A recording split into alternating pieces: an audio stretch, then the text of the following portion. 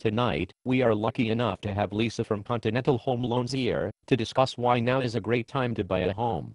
Welcome, Lisa. Thanks, Larry. It's my pleasure. Terrific. Let's get right to it. Lisa, why is it a great time to buy a home? Well, Larry, I believe there are three main reasons. First, there is a tremendous selection to choose from. Second, mortgage rates are at near all-time lows. Then, of course, is how the mortgage industry is continuing to tighten their underwriting guidelines, making it more difficult every day to get a loan. Okay, that's a lot to digest at once. Why don't we tackle those statements one at a time? Let's start with the number of available homes today. It should be no surprise to your viewers that the supply of homes on the market is significant. In most communities there is more than a year's worth of inventory, which means that, if no new homes came to the market, it would take more than 12 months for the homes to go to contract. Really? Yes, and there are many estimates of what is called shadow inventory, which are the homes currently owned by the banks and the homes expected to be foreclosed on, which will drive the number of available homes even higher. Now, this surplus of supply is tremendous news for today's buyer because, as we all learned in 9th grade economics class, an increase in supply creates a drop in prices, which we have seen over the past few years. Okay, but if more houses are coming onto the market, wouldn't it make sense to wait? Maybe, but I want to caution everyone. Just as it was for the home sellers of 2006, who believed prices would continue to rise forever, and they waited to sell, it is possible that buyers who believe prices will fall forever, will feel the same pain. Remember, Larry, pigs get slaughtered. Additionally, home prices are only part of the equation when deciding on a good time to buy. The second is interest rates.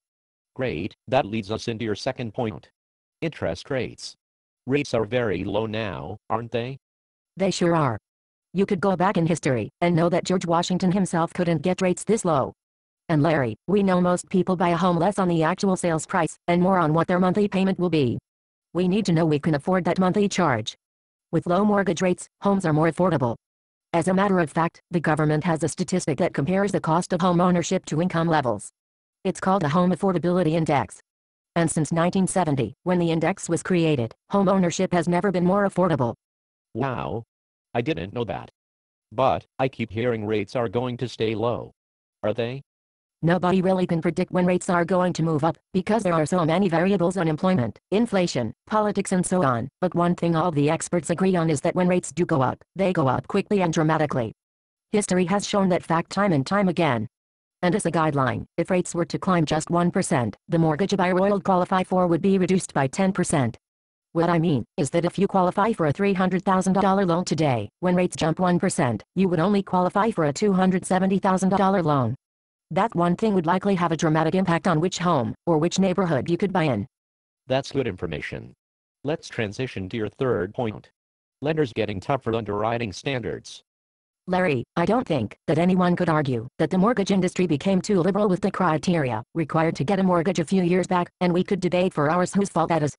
Regardless, it is equally obvious that the pendulum has swung back to the conservative side now, and it is bordering on too conservative, and every indication is that the trend is continuing. Can you give me some examples? Sure, acceptable credit scores have been raised, debt-to-income ratios have been tightened, required assets for down payment and reserves have been elevated, and home appraisals are over-scrutinized. All of which make it harder to qualify for a loan. Buyers who wait are gambling that guidelines won't tighten further. And I believe that's a bad gamble. Okay, we're a bit short on time. Lisa, can you sum up your position for us? Yes. Let me do that with an analogy. If there was a shoe store that had an unparalleled selection, that was allowing you to finance those shoes under the best terms ever, and you knew that 6 months from now their available hours were going to be reduced significantly, making it harder to get into the store, would you wait to go there, even if you thought the shipment of shoes next month would be greater? I mean, you only want one pair of shoes. It's already in the store, with great financing, and it's yours for the taking. Go buy them today. Thanks, Lisa. Good night.